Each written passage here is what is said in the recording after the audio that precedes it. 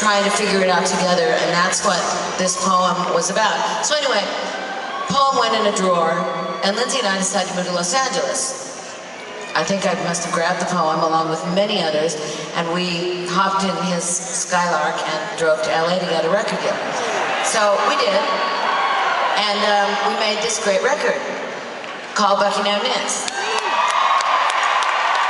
And then the record company 3 months later dropped the record, and Lindsay and I were speechless, devastated, you can't even imagine. We had no idea what to do. We were broke, so what do struggling musicians do? They start another record, and they beg somebody to give them some free time in the studio, which we got. So we think that we put the poem to music in 1974 when we started our second Buckingham Nicks record, and that it was probably one of the first 2 or 3 songs that we made really good demos for the coming record. And then, this is where I forget where I am in the story. It's true, it happens every night. So, and then, Lindsay, then what happened? Can you hear me? Yes. Yes, we started a second album. And we were in the early stages of that when we ran into this guy. Right. Well, we didn't exactly run into it. We were at Sound City doing our record, and Mick came out there and heard some songs off of the Buckingham Nicks record. And he was actually looking for a place to make a record, but he was also looking for, okay, this is where my story really gets messed up. Really, seriously, I'm just completely screwed now. So, okay. Really, I am. I'm completely, I'm starting to sweat. All right, okay. Well, I do. Okay. Well, anyway, so we recorded a couple of demos, of which this was one. And then Mick Fleetwood heard some of our music, and he wants to remind me, here we are. He wanted to remind me, to always remind you, that one of the things that attracted him to us was the way that we sang together as and I just thought this is the last show, we kind of are like a triangle, Lindsay's guitar playing and our 2 voices. He plays very much in counterpoint to what we do when we're singing.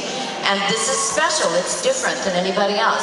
And Mick said, remind the audience that this is one of the things that attracted me to you guys when I first, heard your music. And I'm like, okay, great. So for the first 3 weeks, this is the story I'm telling. And then one night, Lindsay Buckingham says to me, that's really not what happened. What happened is this. Mick Fleetwood was looking for a lead guitarist. Nowhere in the words lead guitarist does it say lead guitarist and hippie girlfriend.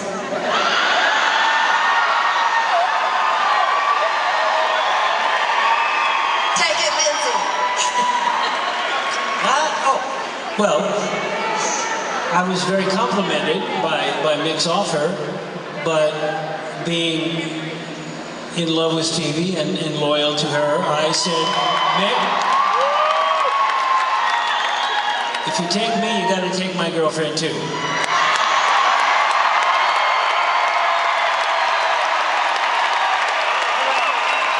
think it worked out okay.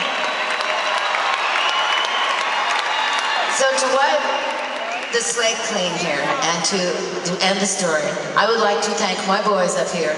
First of all, Lindsay Buckingham, thank you for taking me with you into Fleetwood Mac on this wild ride. I would like to thank you, Mr. Mick Fleetwood, old caterpillar of Alice in Wonderland, for asking Lindsay and me, by proxy, to join your magnificent band. And I would also like to thank Mr. John McVie, because I can just hear him in the background saying, just bring the girl!